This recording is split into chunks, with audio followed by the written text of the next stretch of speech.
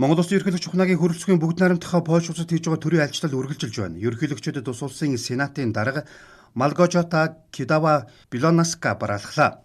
Талууд хоёр орны харилцааг өргөжүүлэхэд хууль тогтоох байгууллага парламент хоорондын хамтын ажиллагааг чухал үүрэгтэй гэдэгт санал нэгдлээ. Мөн хүний эрх хэрэгжүүлөө тэгш эрхийг хангах, ялангуяа эмэгтэйчүүдийн нийгмийн оролцоог нэмэгдүүлэх, олон улсын түвшинд хамтарч ажиллах эрмэлзлээ тодтоглоо.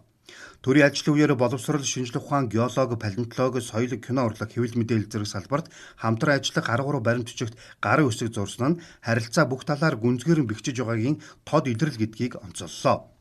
Польшийн парламентын сенат нь 100 гишүүнтэй бөгөөд гишүүд нь мажоритар тогтолцоогоор 4 жилийн хугацаатаагаар сонгогддог. Сенат нь СМ-с баталсан хуулийг хянан шалгаж хүлээн авах өөрчлөлт оруулах эсвэл буцаах, тогтоол гаргах зэргээр хууль тогтоох үйл ажиллагаанд оролцдог. Гэхдээ гүйцэтгэх засаглалын хяналтын үүргийг гүйцэтгэдэг юм байна.